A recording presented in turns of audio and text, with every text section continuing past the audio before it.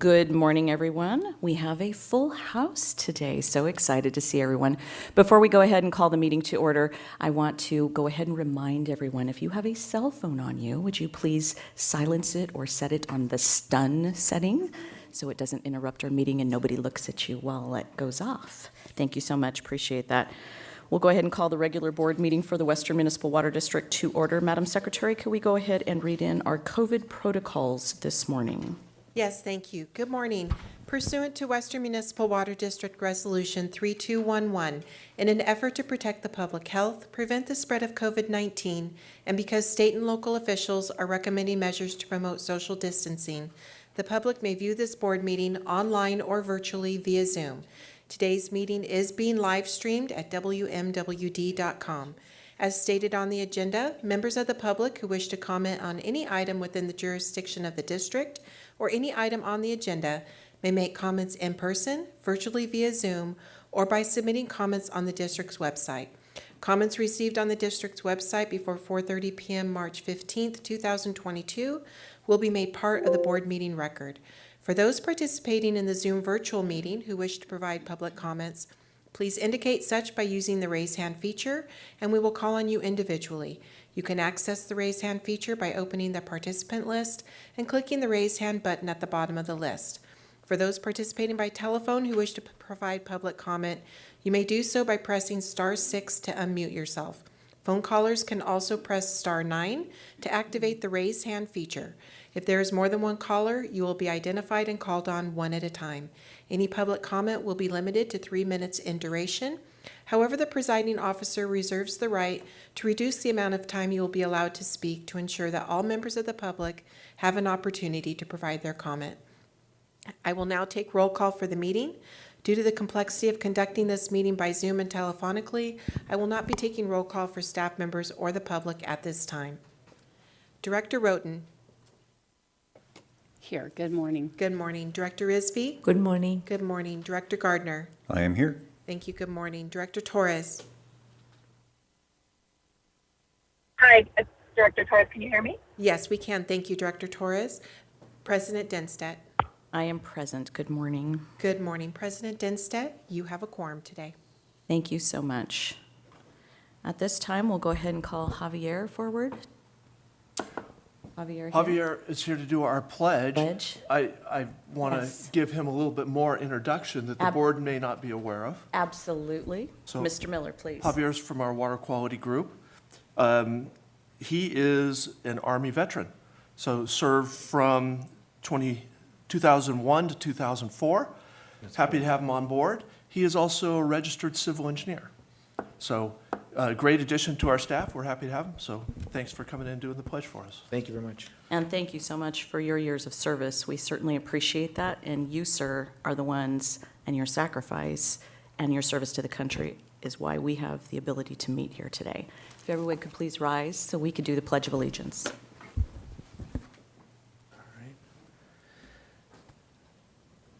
I pledge allegiance to the flag of the United States of America and to the republic for which it stands, one nation, under God, indivisible, with liberty and justice for all. Thank you so much for that. And we certainly appreciate all of our employees who have, so many of them on our staff, who have served our country and have done it with distinction and honor. And we certainly appreciate your sacrifice and your family's sacrifice for everything that you do. At this time, we'll go ahead and move into public comment. This is for items that are not currently posted on our agenda under the jurisdiction of this agency to be able to act upon. Madam Secretary, do we have anyone in our audience who wishes or has turned in a comment card for public comment today? President Denstedt, we have no requests to speak under general public comment, and I've received no written requests. Thank you very much. Is anyone on our Zoom platform or anyone calling in today to participate in the meeting want to comment under the general public comment? I've just reviewed our Zoom participants, and I see no requests to speak. Thank you very much. We'll go ahead and move on to presentations. And I'm going to go ahead, if that's okay with my colleagues, I'm going to switch up item A and B, and we'll pull up item B first, if we could do that for all of our employee introductions, because I know we have a number of employees in our audience today. So, Ms. Judd.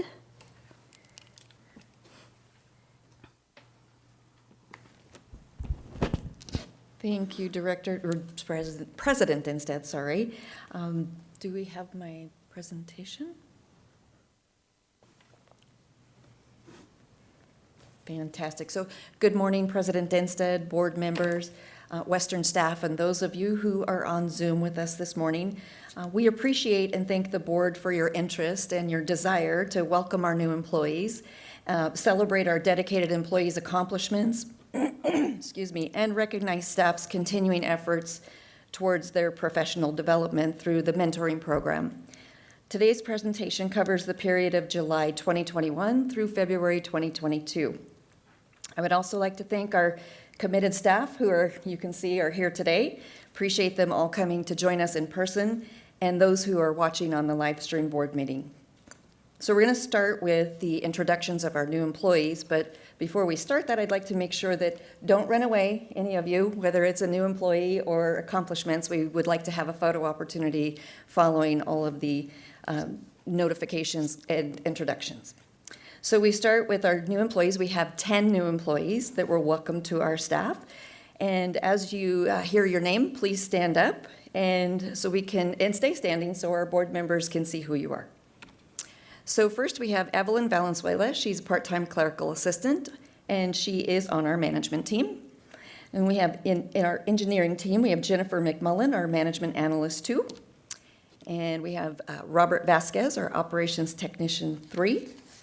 And Robert's on our production distribution team. And joining our construction collections team, we have Brandon Castaneda, operations technician 1. And we have 2 part-time operation technician assistants, Noah Bixler and Fernando Baena, and I'm not sure if they are here. And I failed to do my job and click the button to keep the photos going, so I apologize for that in advance. So if they're not here in our audience, we do have it in your presentation, and it's up on the screen for those, their pictures of those employees. So let's see, we have Fernando. Rebecca Sorensen, I know she is here. I saw her earlier. She is our operations technician 2 on our water quality team. And we also have Armando Martinez. He's a part-time operations technician assistant. Notably, Armando was a part-time employee a couple years ago, and he has come back. So we're happy to have him back on our operations team, assisting the enterprise asset management folks. And moving on to our operations wastewater treatment plant team, we have Shalyn Peterson, operations technician 1, and Eric Torres, operations technician 3. And so that rounds out our 10 new staff members. We welcome their talent to come here to our Western Municipal Water District, and we're very glad that they have all joined our team. So as I mentioned, stick around, don't run off, but thank you for joining us. We are very glad that you are here.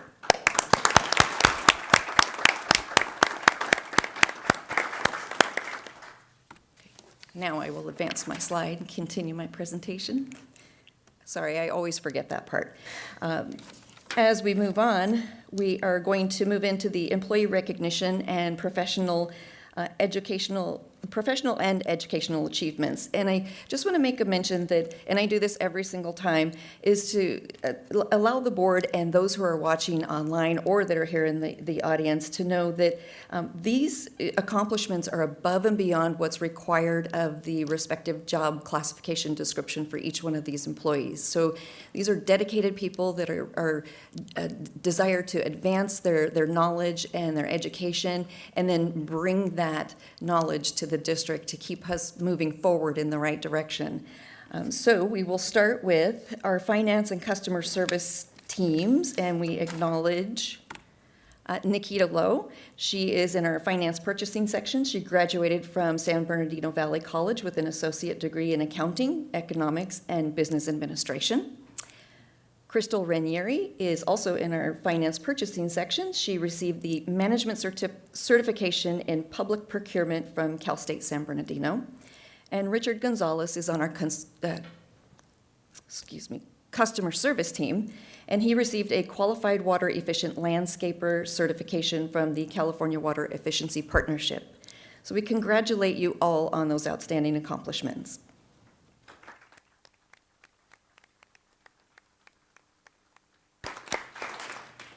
And we next move on to staff from our Operations Construction Collections team and the Mechanical Services team. Brandon Castaneda graduated from Mount San Jacinto College with an associate's degree in water technology, and he also earned a water distribution operator grade 2 certification. And Mark Stadelbacher and Chase Sexton, both on the Mechanical Services team, earned the Mechanical Maintenance Technologist grade 1 certification from the California Water Environment Association. Great job, Brandon, Mark, and Chase. Thanks for going the extra mile.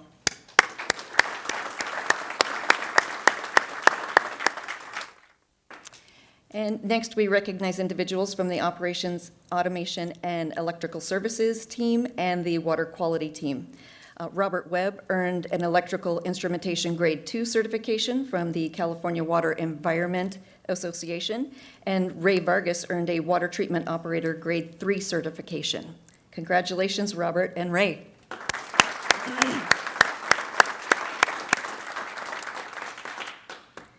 Next, we recognize operations folks from our wastewater treatment plant team, and that's Martin Lomelli. He earned a Water Treatment Plant Operator Grade 5 certification. Excuse me. And from our engineering team, John Day Turner received the Environmental Compliance Inspector Grade 1 certification. Thank you, Martin and John Day.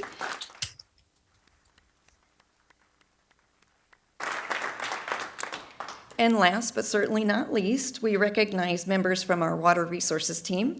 Melissa Matlock earned a Water Use Efficiency Grade 3 certification, and she is one of 11 in the state of California. That's fantastic.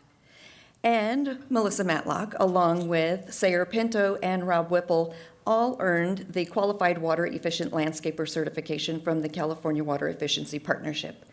Fantastic job, Melissa, Sayer, and Rob.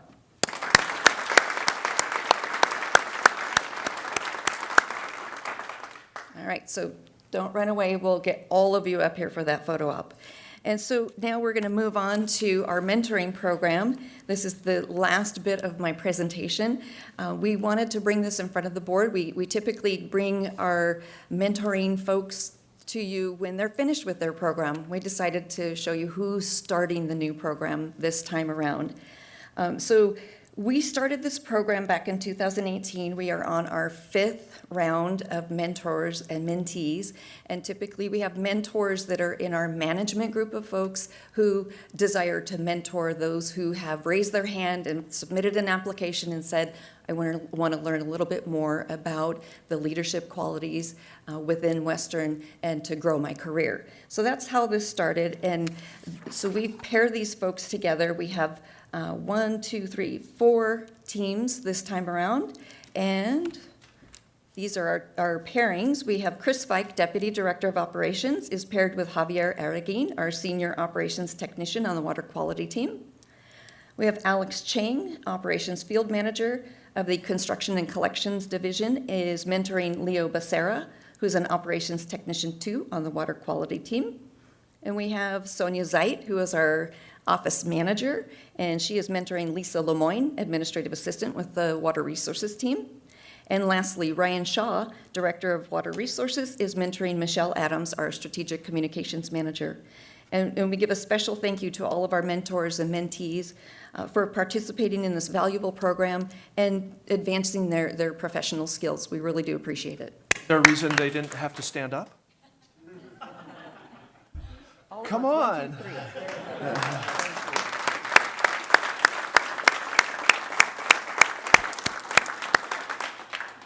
And before we take that photo opportunity, I always forget this part, so because I'm so excited about the photo. So I just want to, as we wrap up the presentation, I want to thank all of our staff for participating in the board meeting, either in person or remotely today, and for your continued dedication to the excellence of Western, and for a job well done for your outstanding achievements. It really speaks volumes, the links that our employees will go to for professional development and to continue to better our agency. So once again, let's give them all a round of applause.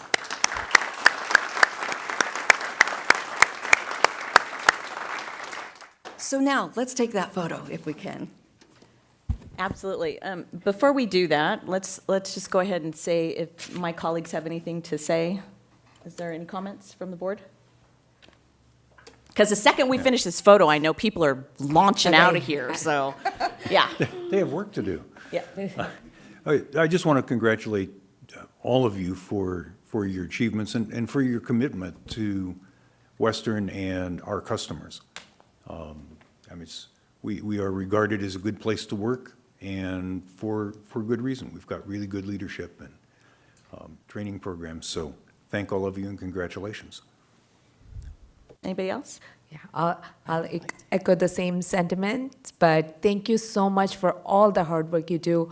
As I say, you make us look really good when you guys, do your research, and when we get the packets, all we have to do is read, and the work you guys put out for us is really, we really appreciate it. So thank you, great job, congratulations. Laura?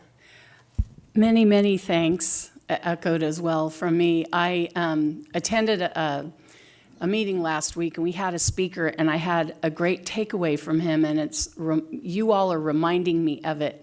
When we give the greeting, when we say hello to people, a lot of times we say, hello, how are you, almost as a sentence, and normally the other person says, I'm fine. And this gentleman suggests, and it has really stuck with me, when someone says, hi, how are you, you say, I am outstanding.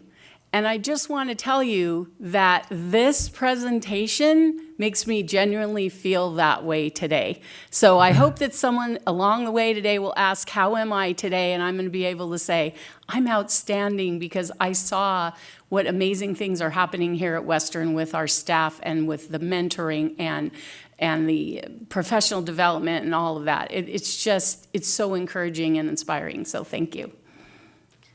Thank you for that. And, this has been my experience for so many years. I'm going on my 16th year sitting on this board. You are the reason. You guys are the reason, not the board. You guys are the reason that we give our customers that platinum experience. You are the rubber that hits the road, and you get the mission done every single day, and you do it with great poise and commitment and dedication. Thank you. Thank you for the job that you do. Really. Mr. Miller, I am also going to, Director Torres. Director Torres, are you there? Did you have a comment?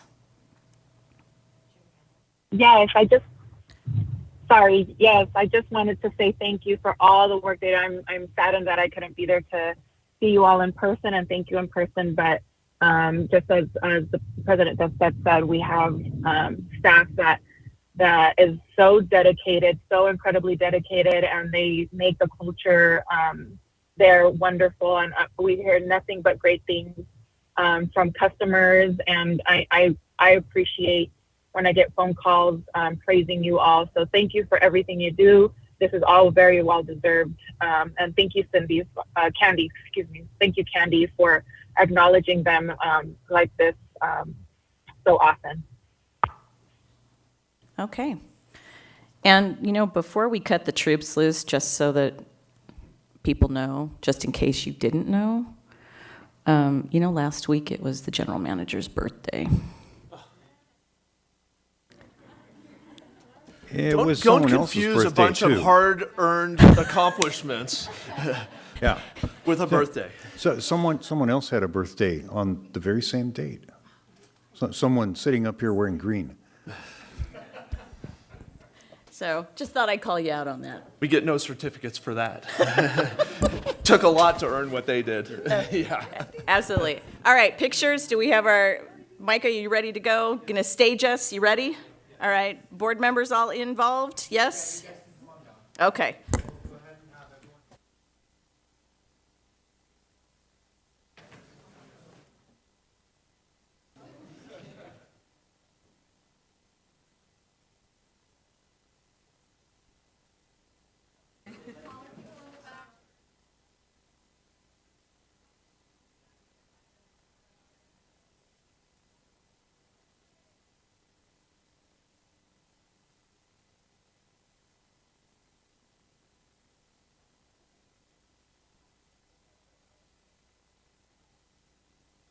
Count any chickens.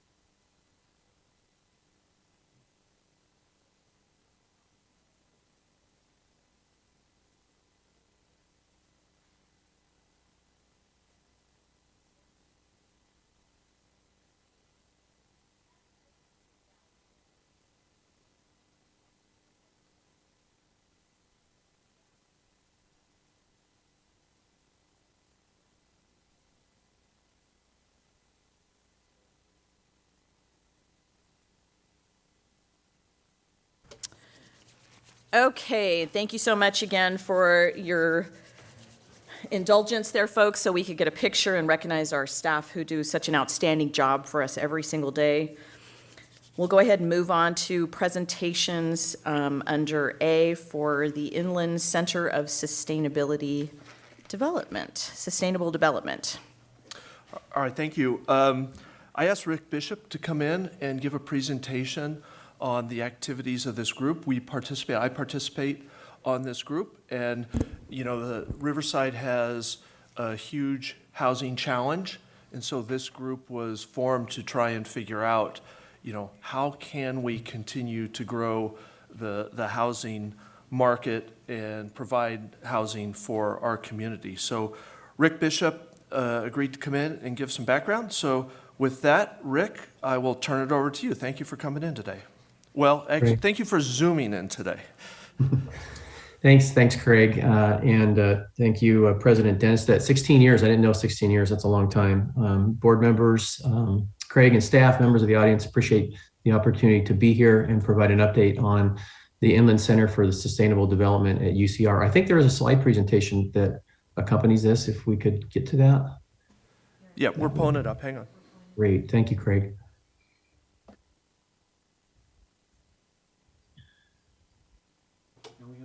And I do wish I could have been there in person. I have another meeting in LA and I didn't think I'd be able to make the meeting time, so I apologize. We're pulling it up, just one moment. No problem.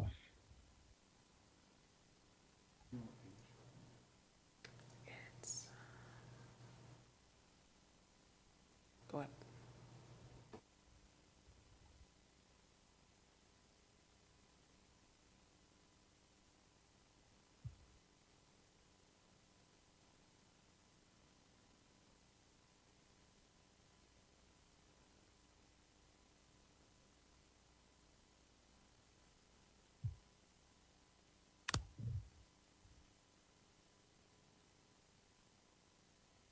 Great, thank you We so got it up, much. Rick, if you're ready. Okay, great, thank you very much. Okay, if you could go ahead and move to the next slide.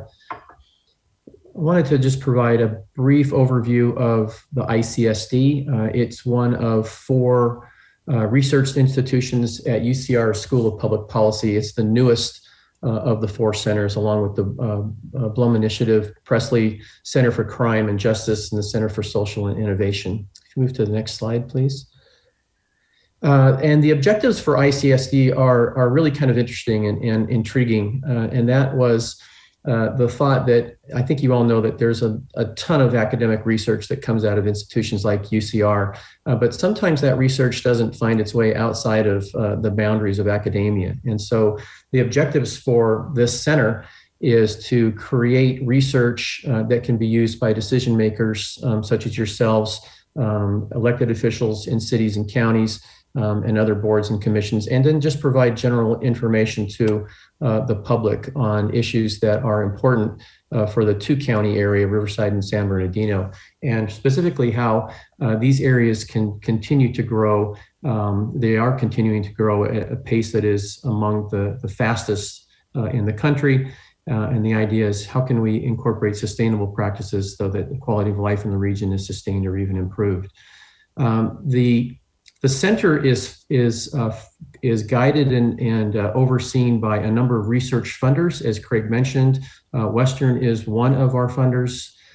You fund the research. You also help us set the agenda every year. There's a website. You can see the research that has been conducted to date by clicking on the website below.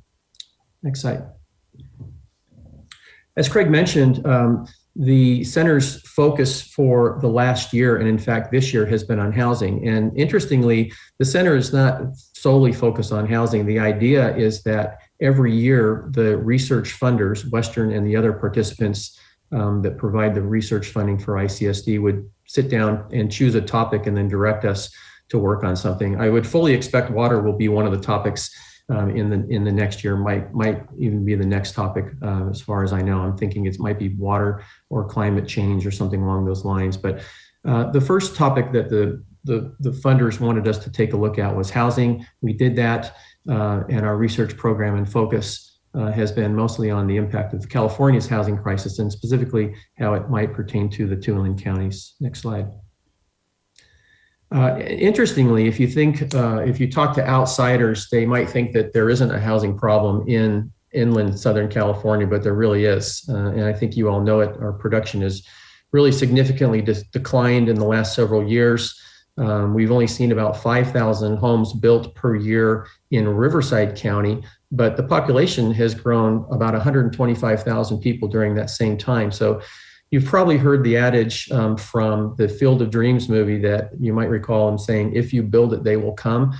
Well, we know from practice that the converse also applies, and that is if you don't build it, they will come. So we're really starting to see Riverside County and San Bernardino County suffer from some overcrowding. We're seeing rent prices and lease prices increasing. In fact, the Inland Empire rent prices increased more than anywhere in the country last year. Our median home values are certainly going up. If you go to the next slide, we also know that you might not know this stat, and that is Riverside and San Bernardino, the metropolitan area, is identified as the third most overcrowded region in the country. And I think if you were to put that on a quiz for members of the public and even most elected officials, they might not have it ranked that high. So we know that when housing growth doesn't occur, people still come.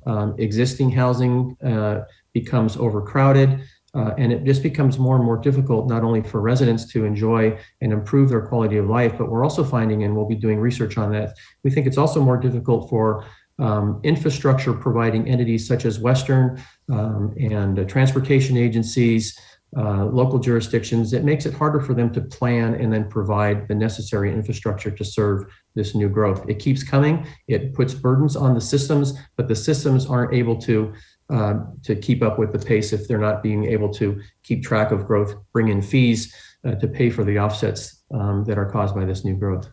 Next slide. If we do nothing, we know that housing prices are continuing to rise throughout the state. There was one study that recently came out that estimated that the median price of a home in California will exceed $1 million within the next few years. And so we all know that, and we all experience that. And we also know that the region's shortage of housing is making it more and more difficult for employers to connect and expand. And so employers are looking for places to house their staffs and their employees, preferably close to where they work. And so the housing shortage that we're seeing here in Riverside and San Bernardino County isn't helping us in our efforts to try to bring the region's top employers into the inland Southern California area. Next slide. So at the conclusion of our first year of research, which was 2020, we completed a final report. It provided a detailed regional profile.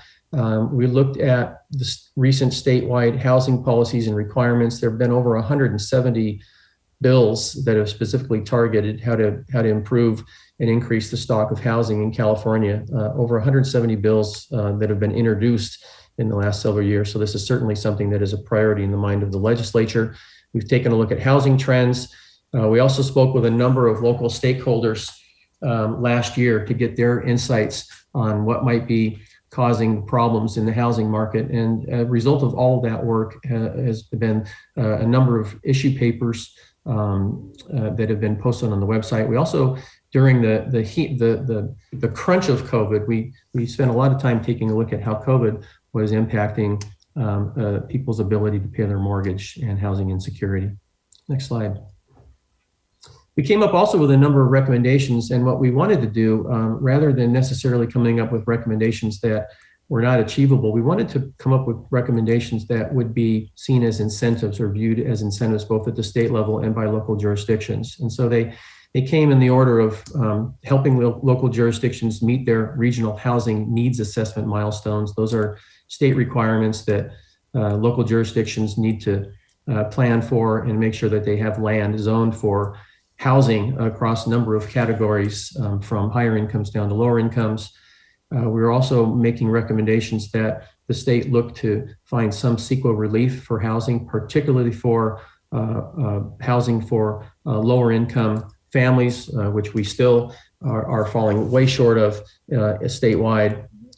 We also have talked about perhaps taking a look at the fiscal calculus that would make housing viewed as more of a fiscal winner for local jurisdictions. Many local jurisdictions, we found out from our stakeholder meetings, we found out that local jurisdictions just tend to continue to look for revenue generating land uses. And so the retail uses tend to be prioritized over housing. Housing sometimes is seen as a loser. So the recommendation there was that maybe if we were to change how property taxes and sales taxes come to local jurisdictions to make housing viewed more as a winner, that might help tip the scales in favor of building more housing in the minds of local jurisdictions and their leadership.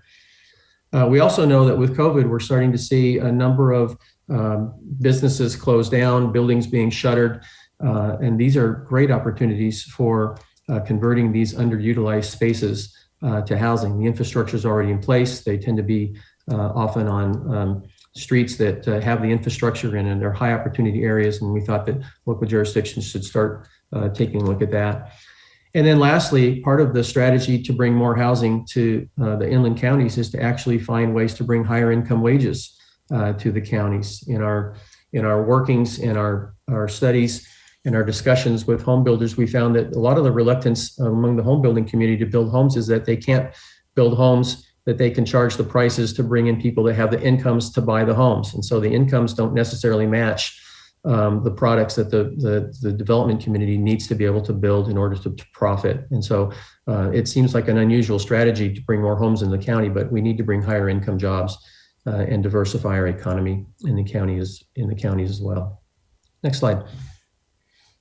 So we presented this to our research funders at the end of the year. We did have a panel session, a Zoom panel session or conference to discuss that with a number of experts.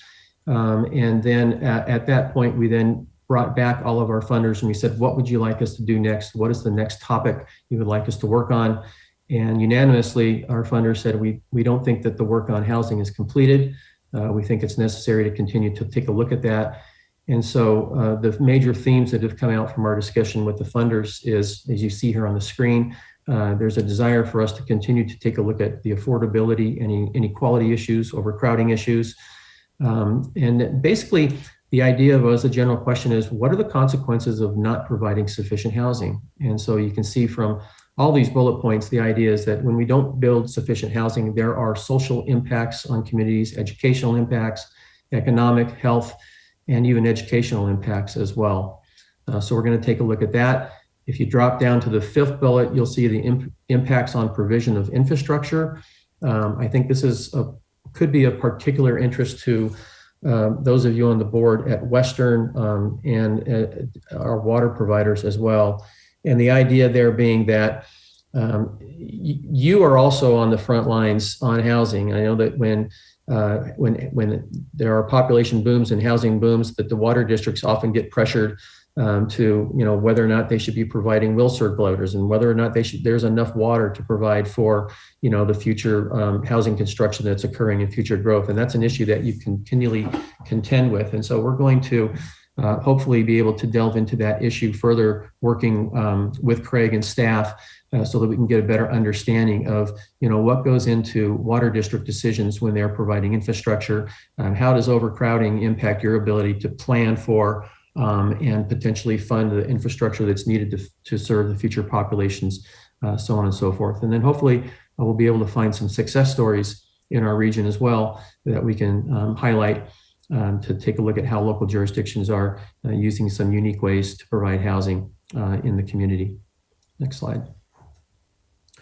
So that's it in a nutshell, President Denisett and members of the board. You can take a look at all the work products again on the website. We really look forward and appreciate Western's participation as one of our research funders. I know, Craig, you and I have talked a few weeks ago. We'll be meeting again, and I'm hoping to be able to extract more information from the water districts to help us understand the decision-making that goes on in the water districts as they look to provide sufficient water supplies for both residential and non-residential populations in your service territory. And we'll be talking with other water districts throughout the inland region to get their views as well. And hopefully we can incorporate that into our report. So with that, I'll stop. I appreciate the time and I'd be happy to answer any questions that President Denisett or any of you or any of the other board members may have. Thank you so much. Thank you very much, Mr. Bishop. We appreciate you being here today. Questions from my colleagues? Anybody? Fazia? Just a comment. Thank you, Mr. Bishop, for providing this presentation. I was reading through it and I found a lot of information about housing. So thank you for all the work you guys have been doing. Really appreciate it. Great, thank you. Okay. Other questions? Just a comment. First of all, it's nice to see you, Rick, even Yeah, on good to see Zoom. you. Yeah, you too. Just a comment. So I serve on the Habitat for Humanity Riverside Board, and during the advocacy days, just in the last few weeks, there was a fair amount of discussion about the importance of funding at the state level, not just for rental, which is very important, but also for home ownership. And so that conversation has been started, and it might be something, if you aren't already involved in that you might want to reach out and speak with Habitat, see where they're going with it in networking. I think there was, I want to say it was, you know what, I'm not going to give the name because I may have the wrong one.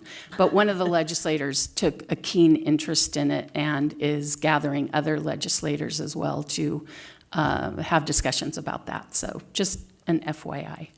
Yeah, no, definitely. Yeah, we're reaching out to all of our legislative representatives. And again, that's one of the key is to take this information and try to make it useful to policymakers such as yourself and the legislators. So we'll be touching base, and maybe I can hear something on that.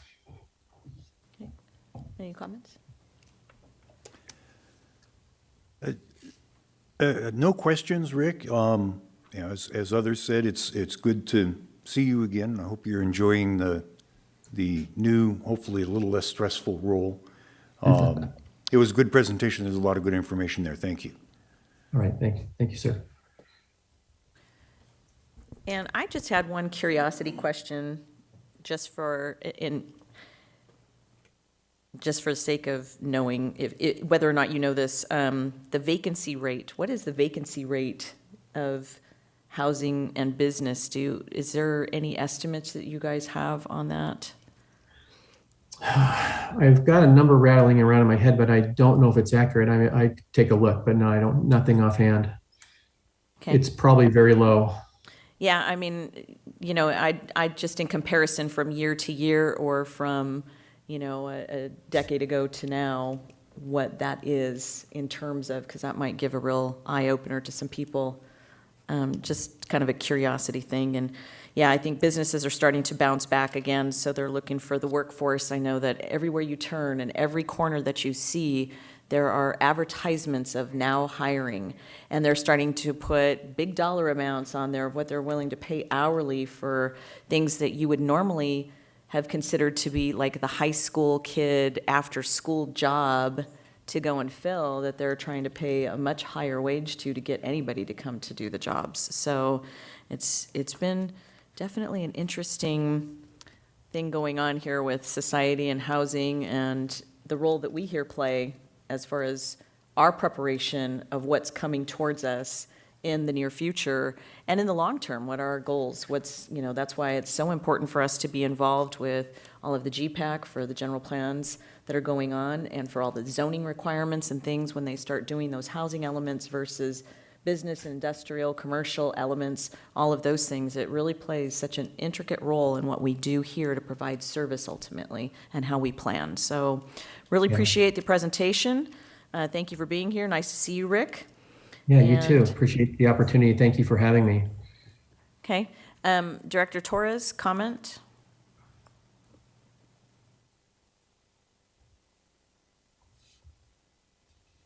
Can you hear me? Yes. Yes. Hello? Actually, I just wanted, I saw articles today, actually on the vacancy rates, but also on interest rates being raised in order to kind of slow down inflation. How is that going to affect the housing needs? That's a good question. I've seen some articles on that just recently as well, and there's some concern that depending on how high interest rates go up, that could impact the building side of things. So when interest rates go up, it certainly affects buyers, but it also affects builders and whether or not they can continue to build products. So, there's this sweet spot that they're looking for to be able to provide a product that is viable in a certain region, but is also viable to them in terms of being able to make a profit. And so when interest rates go up, it starts to squeeze their ability to see any profit margin. That can become a problem.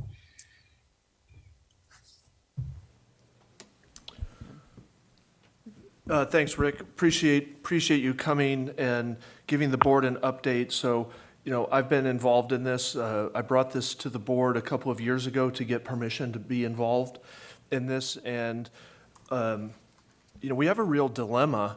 It's good that we're involved because the state continues to give the region housing mandates, yet they're giving us zero allocation on the state water project.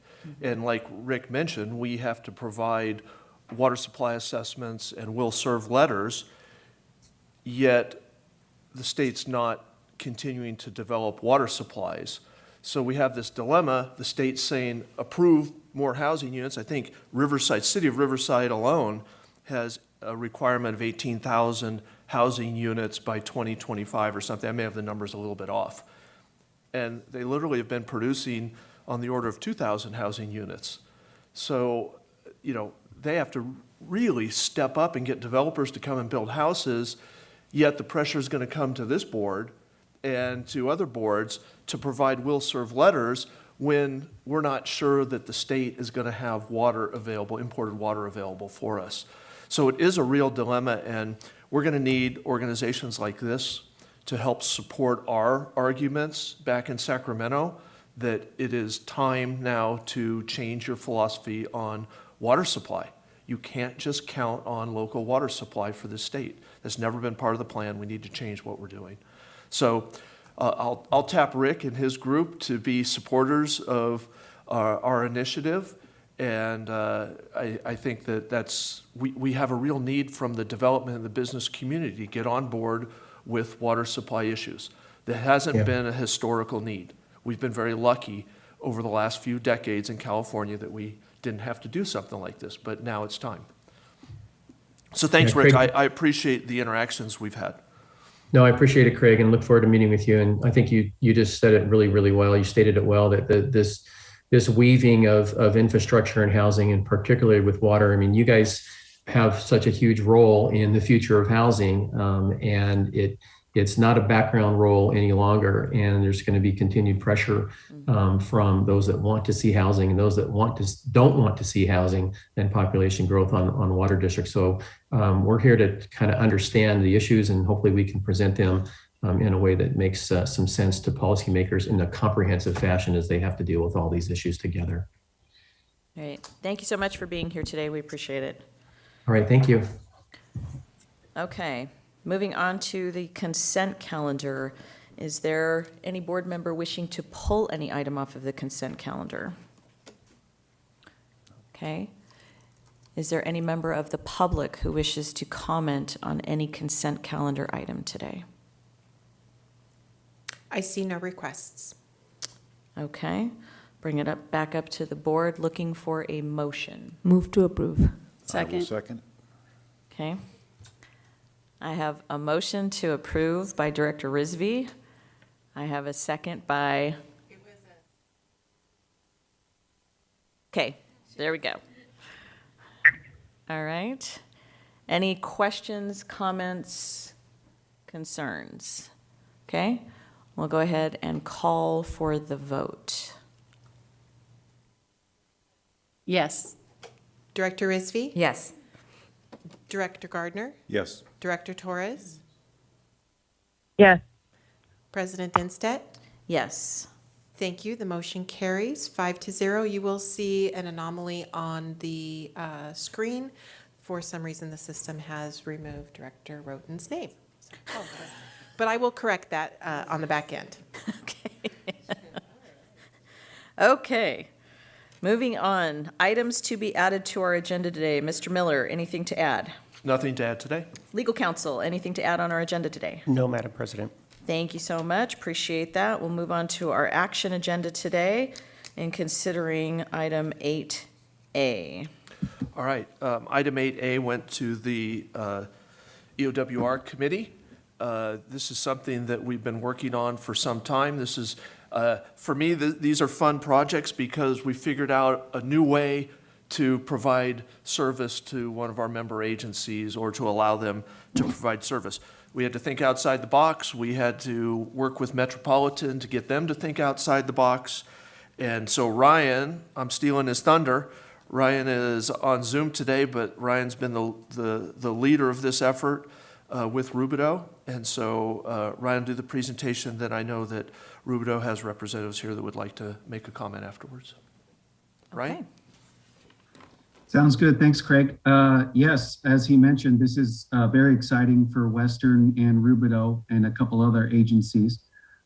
This agreement before you is a 5-party agreement, which includes Metropolitan Water District, San Bernardino Valley Municipal Water District, both state water contractors, West Valley Water District, which is within San Bernardino service area, Rubidoux Community Services District, which is in Western service area, and of course, Western as the metropolitan member agency. Essentially, this agreement, as Craig mentioned, will provide imported water to Rubidoux up to 2,000 acre feet per year, which is quite a bit of water for the Rubidoux service area. And more importantly, this will be state water project water coming down from Northern California that will be wheeled through San Bernardino and West Valley system at a lower salt content, total dissolved solids, TDS, which will really help Rubidoux on their wastewater discharge that goes to the city of Riverside, which they've been challenged with over the recent years. So those are the two big benefits to Rubidoux as well as the whole region. Those 5 parties I mentioned, 4 of them are approving this agreement this month. And then in April, it will go to Metropolitan's board for consideration. Let's see. The last thing I wanted to mention, there are a few red lines, if you will, in the actual agreement in your packet. They're non-substantive, but as you can imagine, with 5 parties trying to agree on a contract, sometimes we get some last minute updates. But with that, I'll take any questions, and certainly we'd like to hear from the Rubidoux leadership that's in the room today. Thank you very much. Any comments or questions from the board before I call up our visitors to make a comment? Okay. Mr. Sims, would you like to come and join us at the podium and introduce your board president Well, I certainly would. from Rubidoux? Good morning, President Dinstead and the board members. I'm Jeff Sims, GM at Rubidoux. This is our board president, Hank Treba. And I'll make it real quick. This is a really important agreement for Rubidoux Community Services District. Ryan hit it, I'm gonna hit it again. There's really 3 main things. One is it gives us access to imported water, which we haven't had access to before. So that is a feat in of itself. So that's, we thank you for that. The other is it provides a physical solution to resolve a salt problem we have with our sewage discharge to the city of Riverside. So kind of the options on that is we either have to build an RO plant at tens of millions of dollars to desalt our water, build a Arlington desalter type facility, or we would have to do a project that would connect to the city of Riverside system, and then we'd buy water from Western and wheel it through the city system and pop it out into Rubidoux. So both of those, at the end of the day, that was a lower cost alternative than an RO plant. We're probably talking in the range of $6 to $7 million.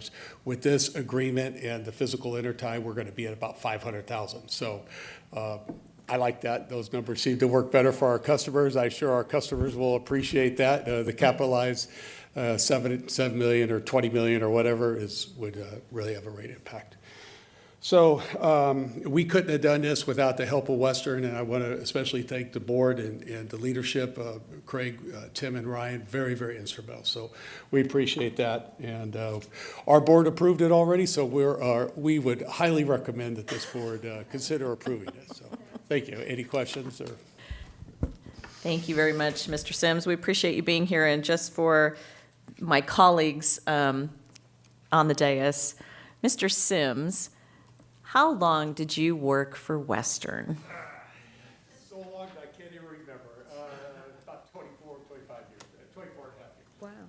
So, Mr. What year did you actually decide to retire, went home, played, your wife sent you back to work, and you went to go and be the GM at Rubidoux? I made it out of here. I got paroled in 2017 at 2017, and then I escaped the honeydew list in 2019. Okay. So Mr. Sims and I go way back. He was also, in fact, the district engineer for the Marietta County Water District, and that's where I became familiar with his style and his engineering skill and everything that he did for that little small district as we hired him on loan as he was still working here at Western. And actually, Craig is the one that stepped in and took over when Mr. Sims decided to depart. And look what you did for us. So there it is. The best move Western ever did. So Don't worry, they'll probably approve your agreement.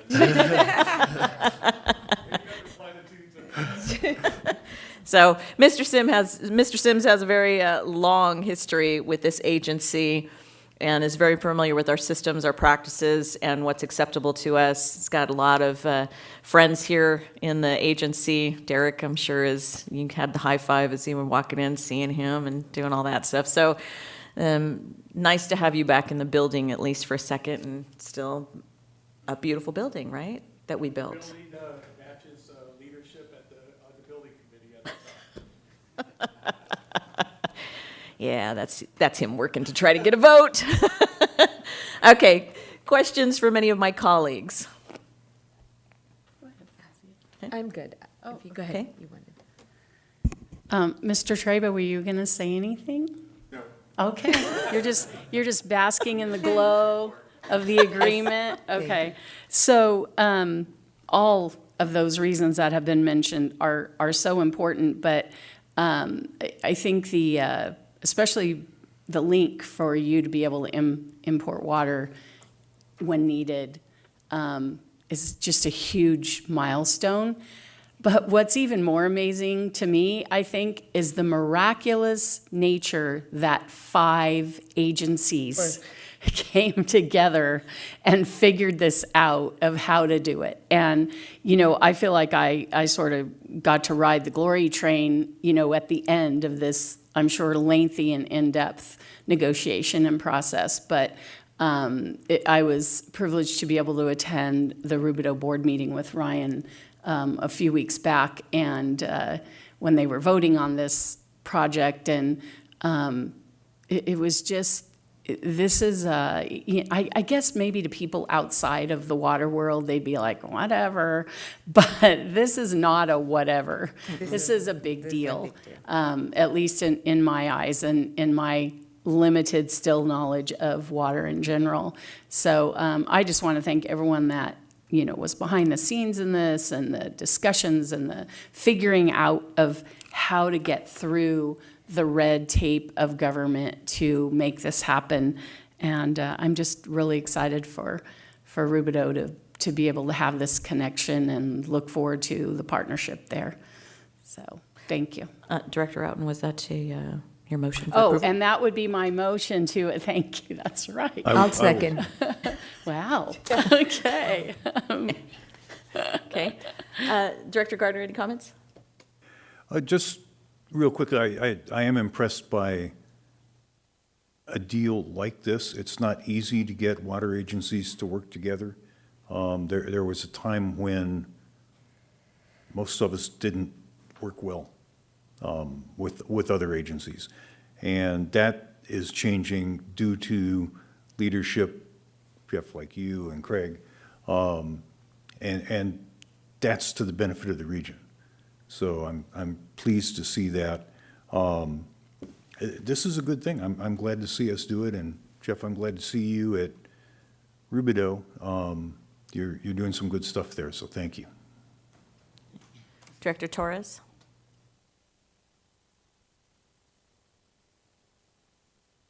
Director Torres, there we go. Hello? Yes. Sorry, it takes a second for it to unmute. I just wanted to say great work, great collaboration. Say hello to my friends at Rubidoux Community Services District. What you've advocated for to get much needed supply to your area is so vital and important. And I commend you for the work that you've done with what you collaborated with Western. And great again. So sorry I couldn't be there to say hello in person and see this come through, but I'm really proud of that work. Okay, thank you. And for me, this has been a long time coming, a goal for all of the regional cooperation, stuff that we're talking about right now, and how the region can be better partners to take care of the Inland Empire, because it's us. It's us. It's all of us collectively that need to work together to take care of what our needs are. We can't rely upon outside sources at this point. We need to do something to be proactive for our regional needs and take care of all of our customers. So we appreciate the due diligence. We appreciate the partnership. We appreciate the collaboration. So thank you so much for being a part of that. And staff, fantastic job hammering this out. This is not an easy thing. It was a big lift and a lot of hoops to jump through. So we do know that, and thank you so much for doing that. Mr. Miller, any final comments? Well, I'm debating whether I want to speak now or after you vote. So why don't you go ahead and take the vote, and then I'll make a comment. Okay. All right, seeing no other comments, and we have a motion and a second to approve. Do we have a second? I did. Yes, we had two Good, double chiming second. seconds that decided to go at the same time, so you can take your pick out of Director Risby or Director Gardner. Okay, great, thank you. Vote is open. Okay, great. We'll go ahead and call for the vote. Thank you. Director Roten, Yes. Director Risby, Yes.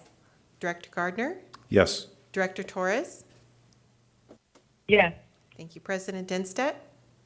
I don't know. Gosh, I'm tipping the scales, yes. Thank you. I know, I'm like, we had to, Oh, I no. was gonna. Yeah, no. So what I wanted to add, and congratulations, Jeff, this took creativity on Jeff's part to conceptualize this concept. But for Western, this is kind of a milestone for Western, and this will appear on our annual accomplishments, even though this isn't a big deal. But what is a big deal is that we have struggled since we were formed with how to get supplemental water, imported water, to Rubidoux and Jurupa area. And so now we do that. We have figured out a way without a $10 million investment or a $20 million investment of opening the doors to supplemental water supply for Rubidoux and Jurupa. So maybe not the biggest project that we've ever done. You know, a lot of times the engineers like the splash of a $50 million project and turn the valve of the pipeline and water flows. We've all promised to help Jeff go out there and dig the trench to put this pipe in across the street for the connection. But for us, it really fulfills, I think it really fulfills our commitment to provide supplemental water to all of our service area, not just our own retail customers, but all of our service areas. So for us, this is a milestone also. Thank you. All right, well, there you have it, Mr. Sims. Thank you for being here today. We really appreciate it, and, we look forward to our future together. Absolutely. Thank you. Thank you. Okay, moving on to 8B. All right, 8B is the approval of an amendment for a cooperative agreement for utility modifications between the city of Corona, with RCRA, and with Western. So this went to our engineering committee. Also, Derek did a nice presentation there, and he's going to give us a repeat of that. So Derek? Right. Yes, for the record, I'm going to describe what this is. Essentially, this is to address a City of Corona project to construct a grade separation of McKinley Street, where it crosses a railroad. Essentially, the City of Corona is building a bridge over the railroad so that traffic doesn't pile up every time a train comes. We have a direct effect on Western because Western's sewer collection system enters the RCRA system right at this point, and we'll have to make modifications to allow for the fact that the new sewer will be up to 40 feet below the ground surface. You may recall this project because it was brought before the committee about 6 months ago, actually into the board, and at that time we actually did approve an agreement with the City of Corona.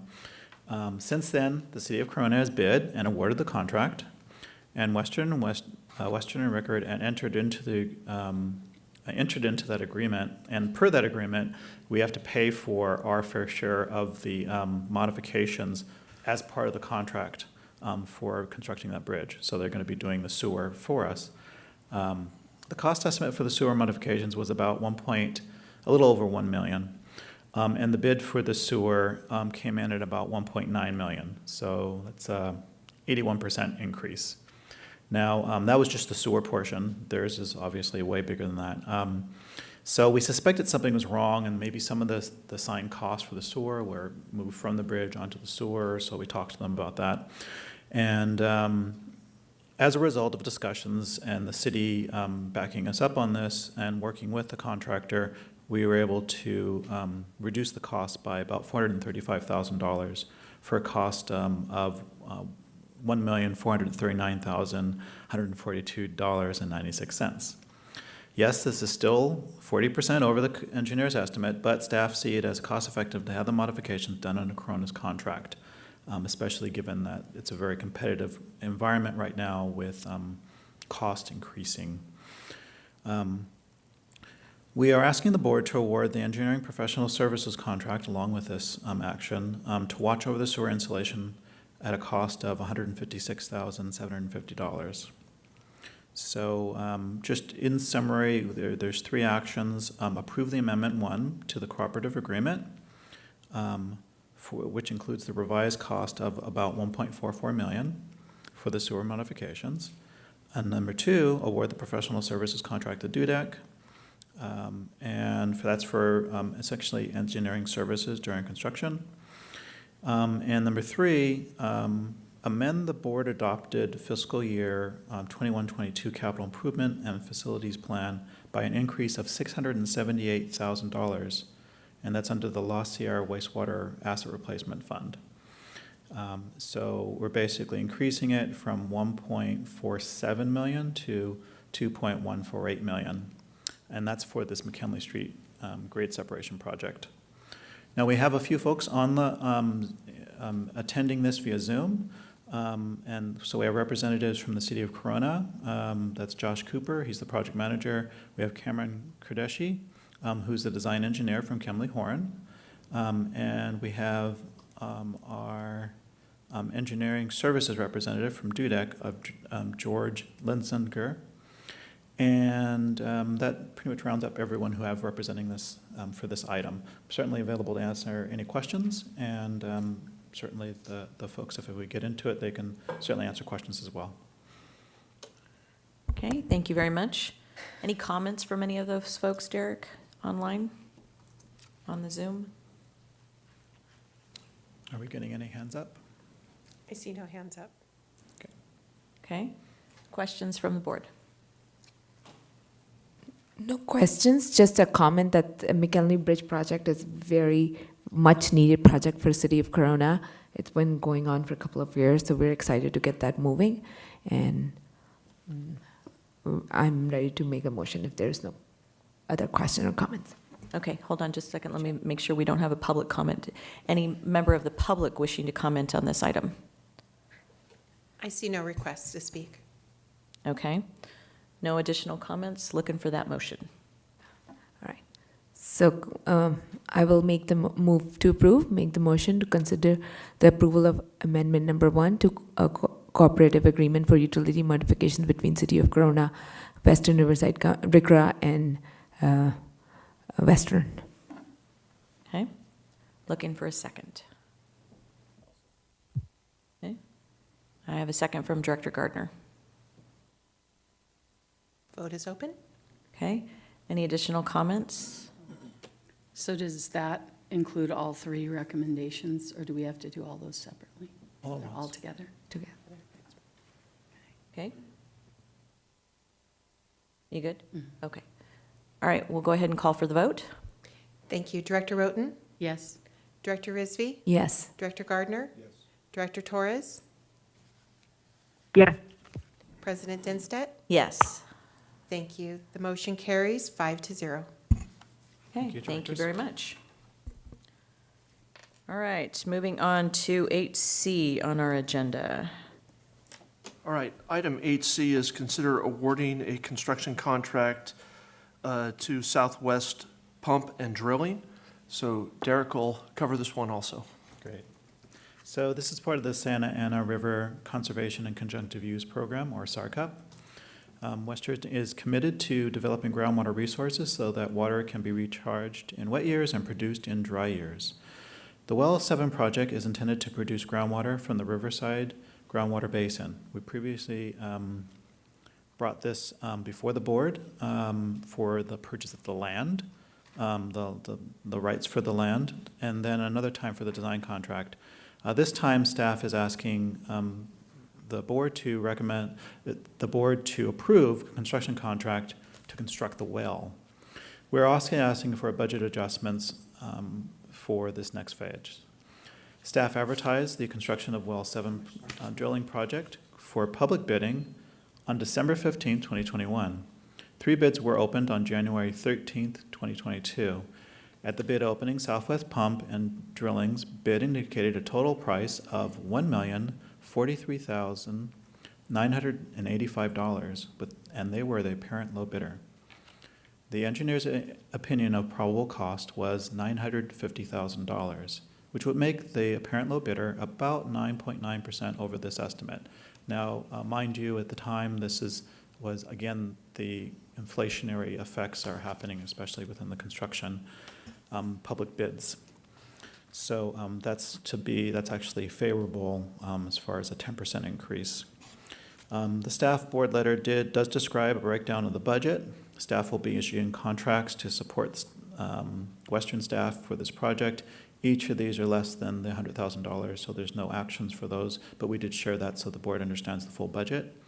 And the staff is requesting a budget amendment of $1.3 million to cover for all of the costs for this phase. One item of note is that the design for the above-ground portion of the well will be designed based on the production flow rates once it's drilled. So we first have to drill the well, we see how it does based on the geology, and then we have the designer design what's going to go on top as far as the pump. After that, we will advertise the design of the well pump equipment, and so we'll be in front of you again for award of that contract. From Southwest Pump, we have Brian Jeffers, who is their vice president. Now I invite your questions. Okay, thank you very much. Any comment from Mr. Jeffers? Good morning. Good morning. If awarded this project, Southwest Pump Drilling looks forward to working with Western and providing a water well for you. Great. On time and on budget, right? Yes, ma'am. Because I love that. Yes, ma'am. Absolutely. Thank you very much. We certainly appreciate you being here, and we look forward to that. You guys are out of Coachella, is that correct? Yes, we are. Okay, so you're very local. Great. Yes. Appreciate that. And any questions from my colleagues? When we're ready, I will make a motion. Okay, just That's why I Any- said when you're ready. absolutely. any comments from members of the public on this item? I see none. Okay. With that, if there are no other comments, looking for that motion. Okay, I move approval. Okay, I have a motion to approve, looking for a second. I'll second. Okay, I have a second. I have a motion from Director Gardner and a second from Director Rizvi. See, I'm learning how to stretch this out just a second for you to pull up everything. Thank you. It's pulled up. I have we are just in a little time spin here. That's okay. I'll go ahead and take a verbal vote. Okay, Director Roten, Yes. Director Rizvi, Yes. Director Gardner, Yes. Director Torres. Yes. Thank you. President Denstedt. yes. Thank you. The motion carries 5-0. Thank you very much. And thank you for being here today, Mr. Jeffers. We appreciate that, and congratulations on the award of that project. Thank you. And Okay. just as a reminder, those are our SAR Cup grant dollars, working hard to develop water supply. So that's a SAR Cup funded project. Absolutely.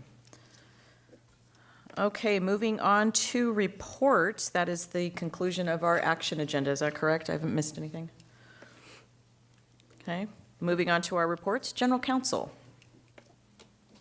I don't have any formal report, although I would like to thank the district for its support earlier this month at my mother's passing, and also I hope that Holland did serve the board very well at the last meeting. Thank you. Thank you very much, and absolutely our heartfelt condolences to you and your family on your loss.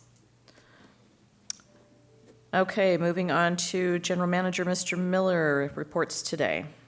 All right, I have a couple of reports. Ryan's going to do a water supply update, and then I have a couple of reports. Ryan, are you ready to go? Spencer, we need the water supply update presentation.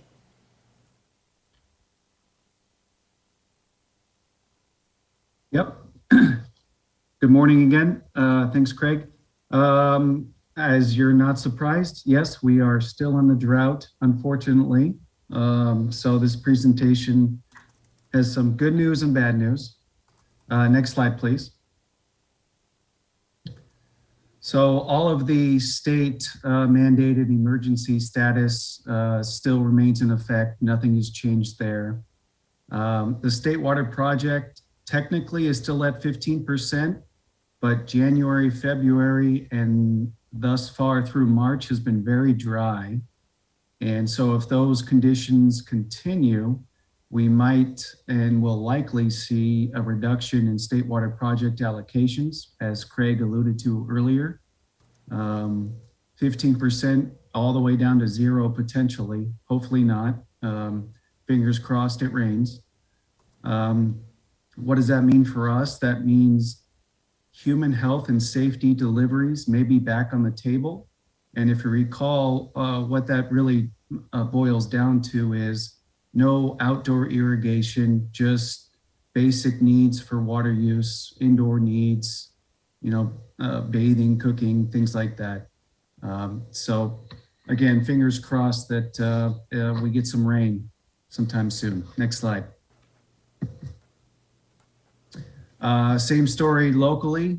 As you know, you see a map in front of you of the Santa Ana watershed. We have two major reservoirs or dams, the Prado Dam and the Seven Oaks Dam. Not a whole lot of water behind either of those dams that can hold thousands, tens of thousands of acre feet of water. As you know, we haven't seen a lot of rain in our region. So you got Seven Oaks Dam at 671 acre feet and Prado Dam at 2 acre feet. Although I think that's a bunch of coordination with Orange County Water District and Army Corps and flood control districts. Next slide. So this is a new slide we haven't seen before, and thanks to Tim for recommending we do this. This is an annual precipitation of our watershed, Santa Ana watershed. You can see on the graph there, average versus what we're dealing with now in the purple line. So we're a little below average, which is probably not too surprising, but 9 inches of precipitation versus the average of 12 inches at this point in time. You can see in December into January, we were looking really good. But as I mentioned, the last couple months, we haven't seen a whole lot of rain with any real impact. Next slide, please. Again, from Northern California, 59% of average for this time of year out of the Sierras, which is the second driest January on record. January and February 2022 driest on record, 8 station index. If you recall, there's 8 stations that they take these tests from and see what it looks like. And not surprisingly, since December, runoff forecast has decreased substantially. So this is a big concern for the State Water Project folks, including Metropolitan Water District and to some degree Western. So we might see a lower allocation in the near future. Next slide. This is my one positive slide. Hydraulic conditions on the upper Colorado are looking pretty good, actually. 92% of average for this time of year, a little bit better than recent years. And this will allow currently, if it stays, Metropolitan to completely fill their Colorado River aqueduct, which will be really important for the metropolitan region if the state water supply project is at a 0 allocation or something below. Next slide. You've seen this slide before. This is, I stole this from Metropolitan as usual. This is their supply demand balance table or chart. Like I mentioned, the blue part is the Colorado River Aqueduct. We're looking really solid there, about 1 million acre feet from the Colorado River Aqueduct. The portion of focus on is the green part. That's the state water project. And if the state reduces the allocation, that green bar might go away and we'll have to focus in on that human health and safety aspect I mentioned earlier. The good news is Metropolitan has lots of water in storage up and down the state and throughout the Colorado system. So we still should be able to manage meeting demands. They're still forecasting a 1.7 total demand of imported water. We're probably going to see something a little bit lower than that in reality, based on the 15% voluntary request or reduction from the state and all the drought messaging that you're going to see come out in the near future. Next slide.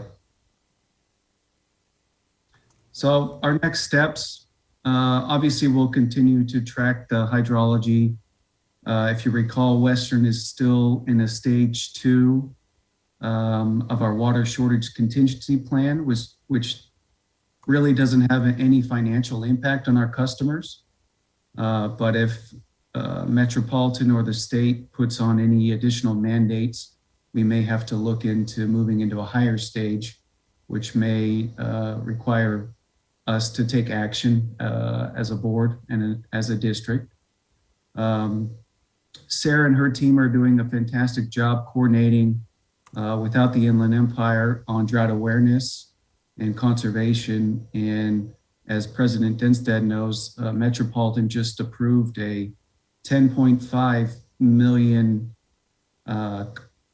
dollar contract with a media company over the next 3 years to really push the issue about drought awareness and conservation, which we think we support. It's a lot of money, but maybe it's needed.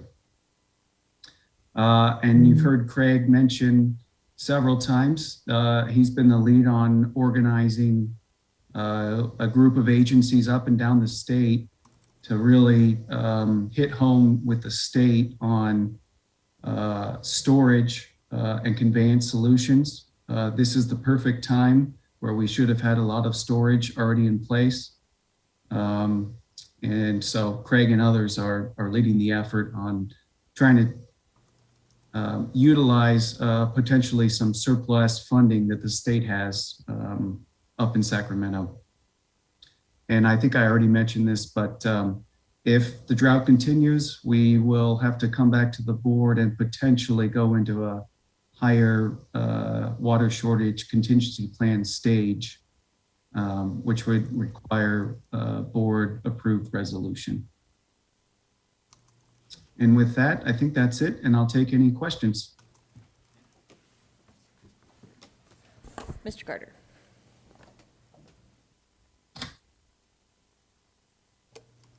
Thank you.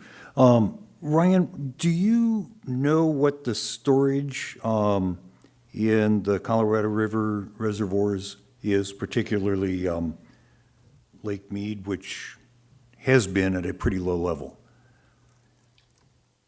I don't have the numbers in front of me, but it has been low, and there was and still is a concern that it'll drop below the shortage contingency plan levels, but it's actually gone up a little bit in the last couple months due to some good snowpack and rain levels on the Colorado side, but I can certainly get you the numbers. Yeah, I would just be interested in, with pretty decent precipitation in the upper Colorado watershed area, what the projection for particularly Lake Mead, but Lake Powell as well is. Yes, we'll do. Yeah, we can provide that. I think we showed that last month. We'll give you an updated graphic showing that. A lot of that is modeling forecast. Yes. Everyone wants to know, are we going to drop below the second shortage trigger? So we already went below 1075 at Lake Mead, which was the first shortage trigger, which affected Arizona and Nevada. If we go below the next trigger level, that affects California also. The thing, water's always confusing, so the additional point to make is that Metropolitan has created a storage account behind Lake Mead called the ICS. So even though we might pass the trigger that would say you need to cut back on water that California could take, Metropolitan owns a block of water back there that they would continue to take. Yeah. And so part of the whole drought contingency agreement on the Colorado last year was that Metropolitan would continue to have access to their stored water, even if we drop to these lower trigger levels. So very complicated answer to a simple question, which is how low are we and how bad is it? Yeah. So it's a complicated answer. I understand that, but continuing to draw down Lake Mead has the series of potential negative effects, including loss of the hydroelectric generation, which is pretty significant. Absolutely. So even though Met has rights, it may or may not be a good idea to continue to draw Lake Mead down. At some point, you get to some trade-offs and decisions will have to be made. So and it's encouraging that there is more water upstream that may recharge Mead to some extent, and that, alleviate that concern. Absolutely, and Metropolitan has worked hard to build up that storage account, and part of the purpose for building up that storage account, and they built this when it was wet on the state side of the system. So when it was wet on the state side, they take their full allotment from the state first, and that allowed them to not take their allotment off the Colorado, so they just put that into storage. So it's, kind of this teeter-totter effect, and right now the teeter-totter has swung back to the Colorado because there's no state water. So the theory is that if it does get wet again on the state side, we would shut off the Colorado, Metropolitan would shut off the Colorado, allow their allocation to build the storage account. And that's been a huge benefit to all of the basin states because Metropolitan has built that storage account, and it's kind of artificially propped up the level of Lake Mead to slow down its creep on the shortage levels, which affect other states. So there's a little bit of a teamwork play on the Colorado.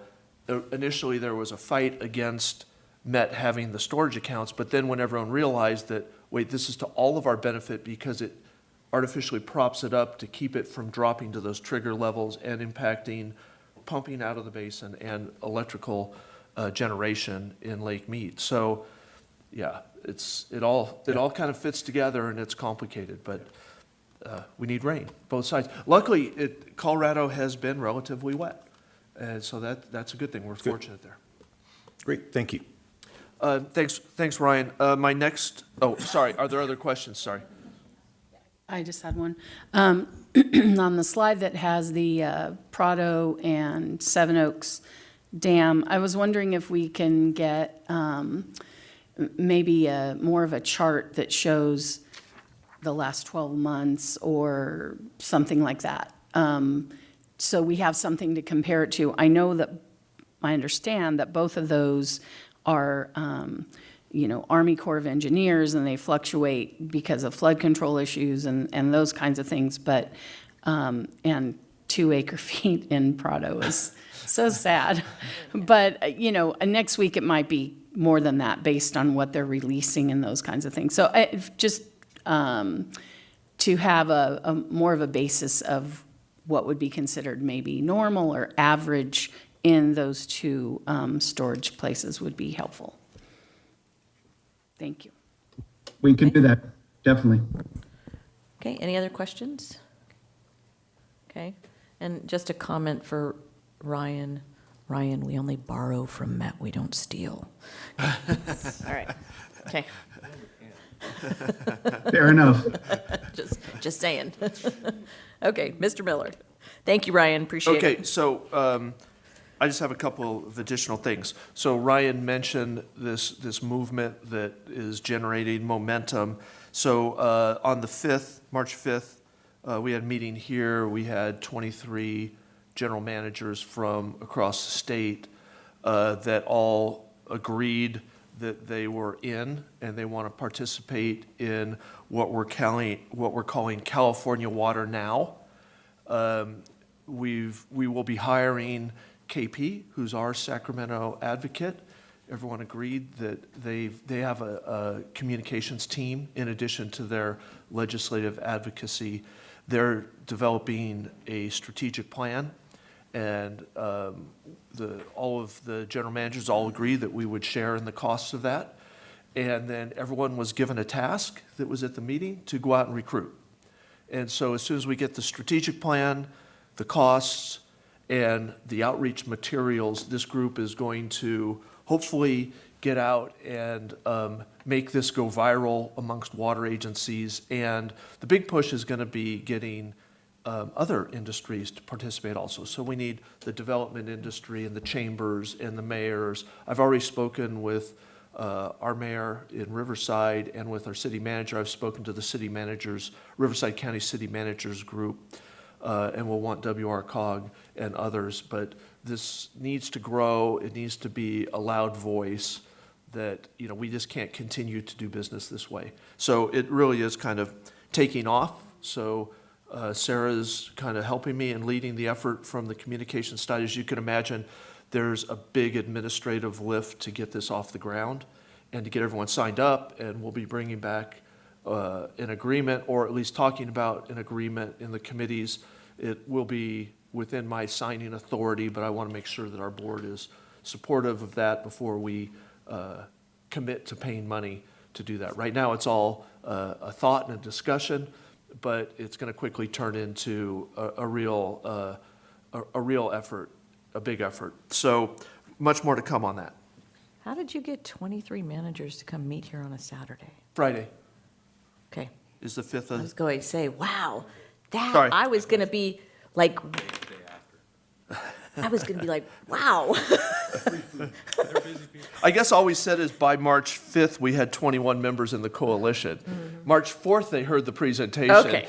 I guess All we right. had 23 on the 4th. Maybe we dropped 2 by the 5th. I I'm not thought, sure. wow, everybody committed on a Saturday. That is impressive. Okay. But Just make as sure. you can imagine, getting 23 Oh, absolutely. GMs all in one place at one time on a Friday took a lift. That includes Northern California and Central Valley organizations. So we've got ag representatives who have committed, and we've got a lot of interest from the ag community. They feel exactly the same way, and Northern California also. So we haven't marketed very hard in Northern California because I'm a Southern California person and my relationships are primarily in Southern California, but that will quickly grow. We had a comment from our Northern California agencies that, hey, why is this all about Southern California? We have the same problems. And I said, it's only because I know all the people in Southern California. I don't know that many Northern California parties yet, but they'll do that work up there. So it'll grow. And then I know Mike had mentioned at SAPA, kind of giving the board members at SAPA a heads up that this isn't going to be just the general managers. We're going to call upon all of our board members to go out and use their political capabilities to get others involved and make sure they're advocates for this also. So lots to come. It's going to be a long 6-9 months of work. Absolutely. Thank you. What else? Uh, Anything else? Last thing, Okay. you see our landscape contest. So our staff is Yay. pushing really hard. Melissa's going to be our project manager. Micah on our communications staff gave it a whole new look. We actually have more sponsors for the program, so it's growing. We do this every other year, and it is to promote drought-efficient landscapes. So hopefully we got lots of participation, but we're kicking it off and hope to have a great response. Okay. Is this just for our retail customers?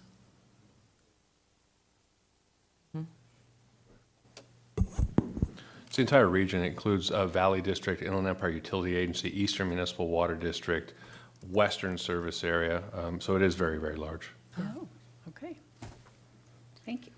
All right, And we've had, over the years, we've had a number of people that have participated in this, and we've gotten some fantastic entries. So looking forward to this. I know. This It's is a good. really good program, and Yes. when we've had the awards and we've brought in the award winners and did a presentation here, the enthusiasm is amazing. Oh, it is. Out of It is. the people who do this. I wish that was more contagious and more people could see their enthusiasm. It's Oh, really yeah, no, neat. they love their yards and they love to show them off, and it's Oh, yeah. great. We love to see them. Yeah, Yeah, sure. absolutely. Social media. The final thing is that we do have board member handbooks from CSDA. So we went out and acquired those, and we'll be handing those out to the board members. Perfect. Or you may already have it in front of you. Yeah, we Have them in front of us. I'm not a Thank you. board member, so I didn't get one. Okay. Perfect. That's it. That's it for my comments. Okay. Any questions of the general manager? All right. Moving on to directors' reports and requests, we'll go ahead and start with SAPA.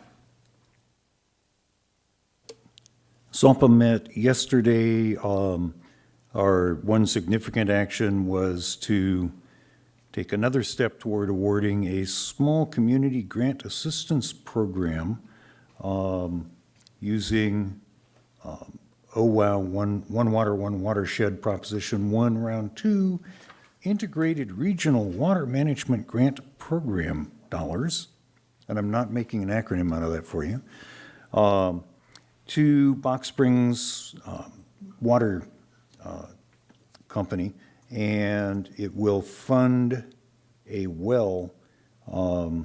They have one well now, which is in terrible condition. This will fund a new well. There is a second grant application for Box Springs moving through that will replace some aging storage facilities with a new one. This first one is significant to Western, both because we are a supplier to Box Springs, and they're within our overall service area. But we are responsible for the $15,000 cost of putting together and managing the application. So we will be making that payment. There were other projects that were initially screened and considered, and for various reasons, they fell out of this process. They're still good projects, and they will be involved in other grant applications, but not this one. And so that's it for that one. Okay, thank you very much. So Metropolitan, you do have the summary report in front of you. A couple of noteworthy things. This was my very first in-person meeting to go to Los Angeles. Spent a lot of time on the road trying to get there. There were about, at any given point in time, there were about 9 directors that chose to meet in person, so it was really nice to actually get to see these folks in person instead of on Zoom, so that was a really nice experience, and meet some of the staff members and support team down there in person. That was also a wonderful experience to get to put the actual faces and, wow, you're taller in person, you know, and it's just really different when you see somebody in person than just virtual. The discussions are ongoing for budget on the request for the $1.8 billion that they're trying to approve. So still wrapping my head around that. Still a lot of discussions and a lot of workshops on that. So I still have lots of questions, hopefully, that I get answered. The general manager's strategic priorities was a big item of discussion. And having that was pulled, so if there's any comments, if you've had an opportunity to take a look at that for what the general manager is putting out for Metropolitan, certainly bring that to my attention, bring that to Mr. Miller's attention so he can share it with me, and we'll keep moving forward with discussions on what those are. And I think that's about the high points. A lot of public comment. We spent more than 2.5 hours on public comment over project labor agreements. So there's a lot of discussion that's gone on about that, and we'll see how that all comes out of the discussions for negotiating those moving forward, and if they actually are acted upon, because the board will have another swing at that when it comes back around after an agreement is in place or a proposed agreement is in place for more discussion. So I think those are the highlights. Miss anything? Okay. Moving right along. Chino Basin. Chino Basin Water Master meets next week. Thank you very much. Chino Desalter Authority.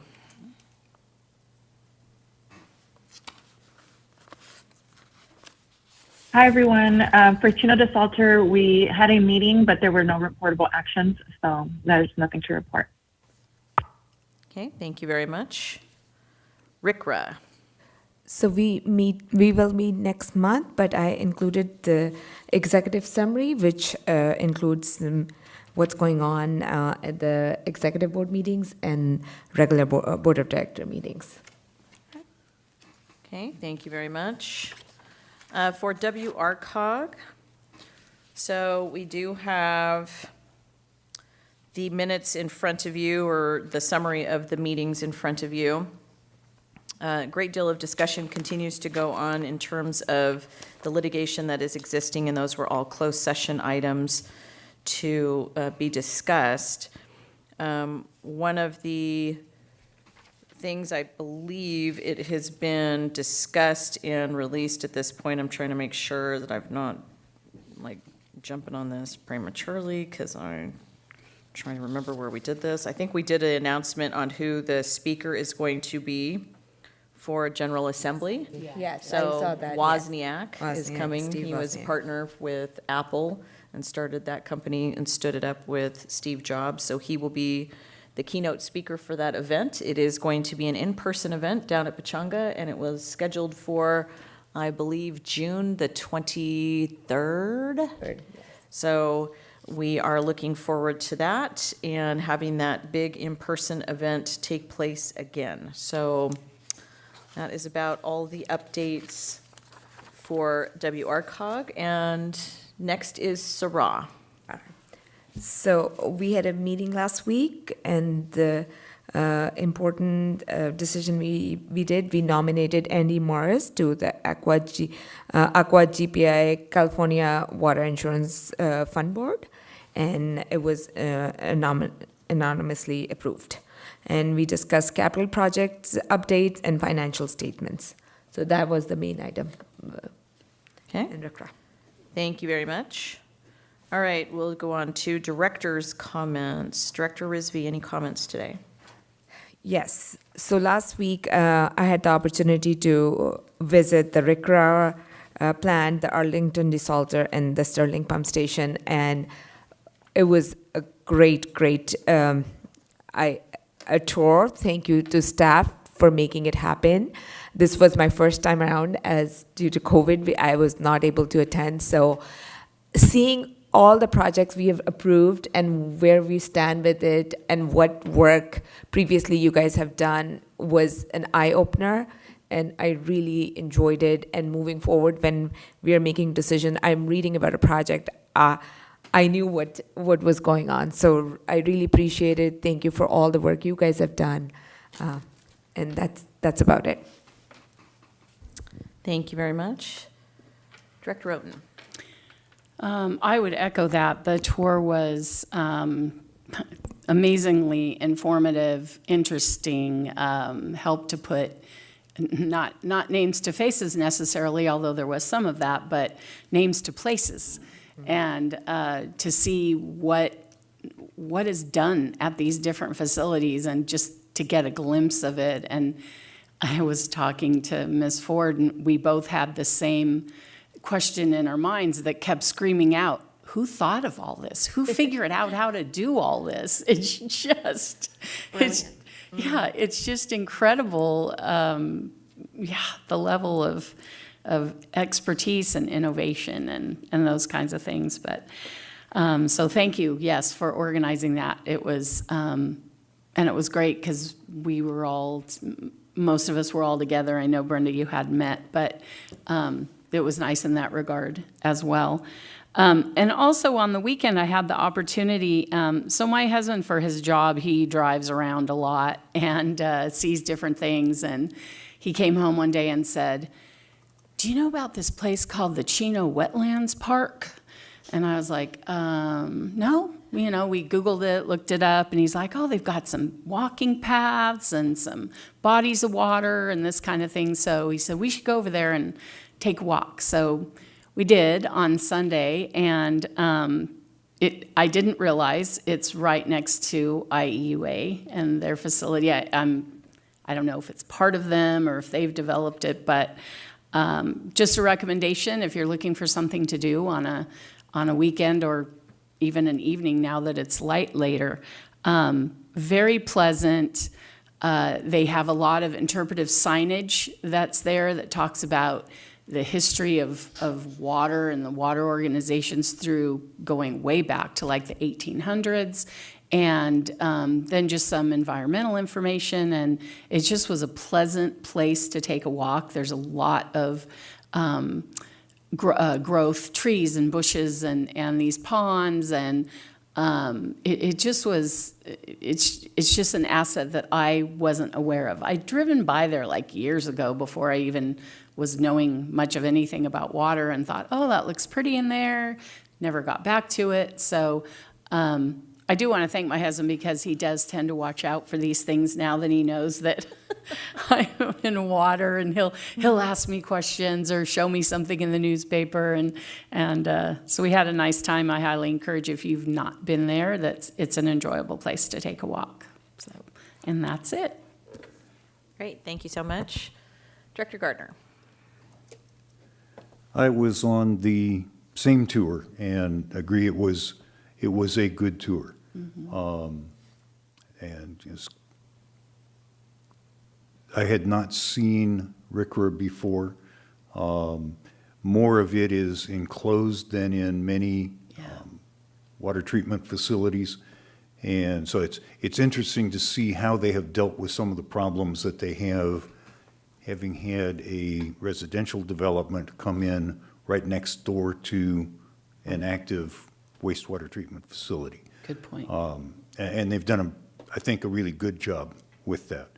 And then just one thing that I would ask of my fellow board members for Tammy who won't ask, our Form 700s are due end of the month, well, first of next month.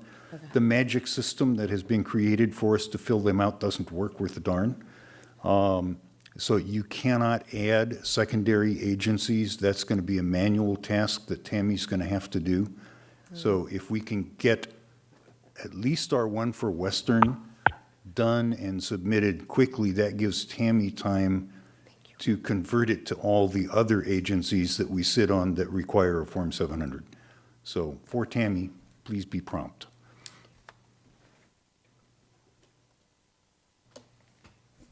Okay. Director Torres.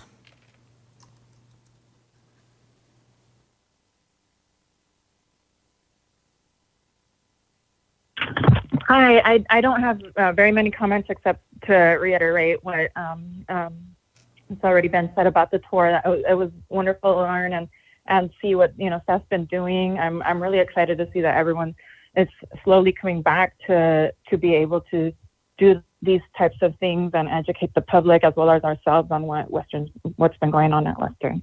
So thank you again, staff, for that. Okay, thank you very much. To build on Director Gardner's comment, Tammy also has a scheduled vacation coming up, so if you're going to reach out to Tammy to work on your 700 forms, I encourage you to do that quickly. Today? I will be in the office on Friday. Okay. All right.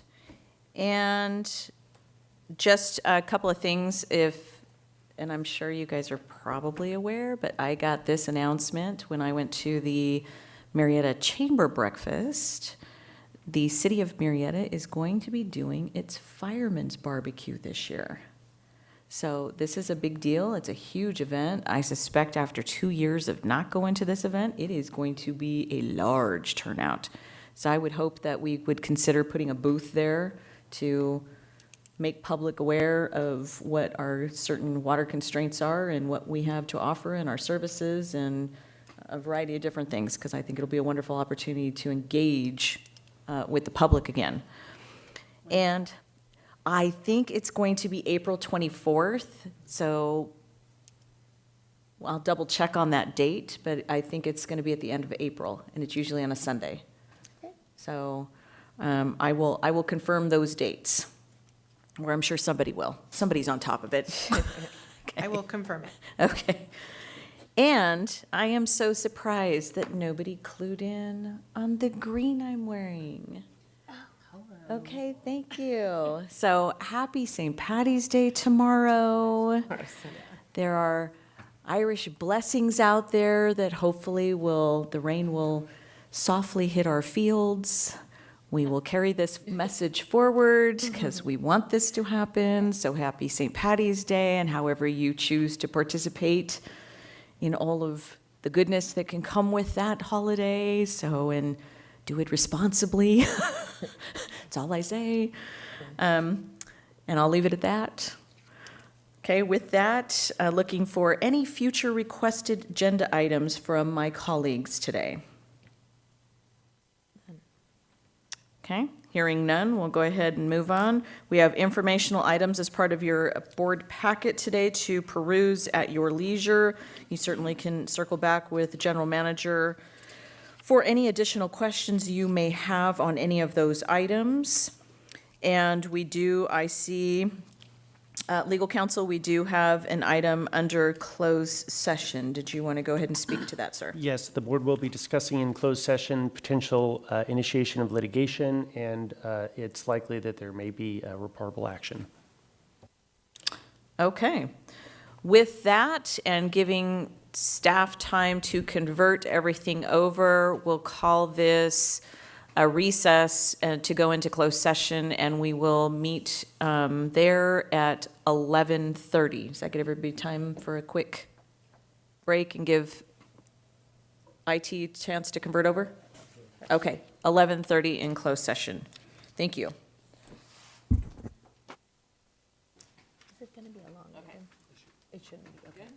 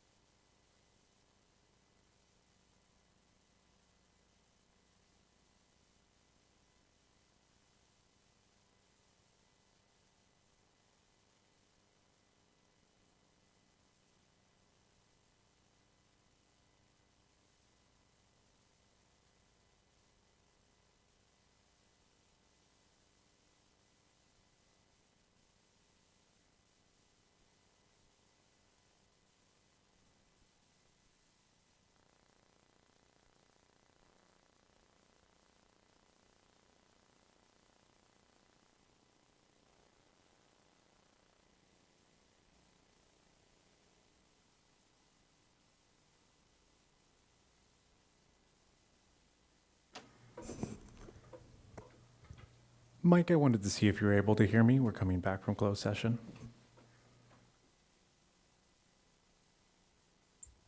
Yep. Perfect, thank you. It looks like we are all ready to go.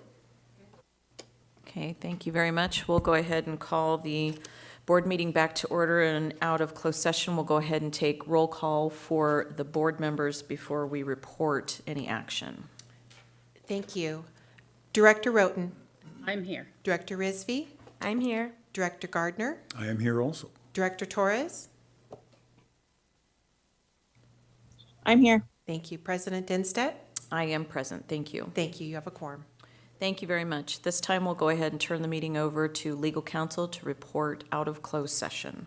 Yes, Madam President, members of the board, members of the public at home, the board met in closed session to discuss joining on to an amicus brief in the case of Sackett versus EPA, that's Supreme Court docket number 21-454. And the motion was made by Director Gardner, seconded by Director Roten, to join this amicus brief, and the brief is being filed currently by the National Water Resources Association, the U.S. Conference of Mayors, the National League of Cities, the National Association of Counties, and the International Municipal Lawyers Association. The board voted 3-1-1, with Director Torres voting no, and Director Rizvi abstaining. Thank you very much. Okay. That is the report out of closed session. Is there any other business before the board today before we adjourn the meeting? Anything, Mr. Manager? Nope, that completes all of staff's presentations. Okay, and legal counsel, does that conclude our business for today as you see it, sir? Yes, Madam President. Thank you very much. Appreciate my colleagues today, and we'll go ahead and call the meeting adjourned. Have yourself a wonderful rest of your day.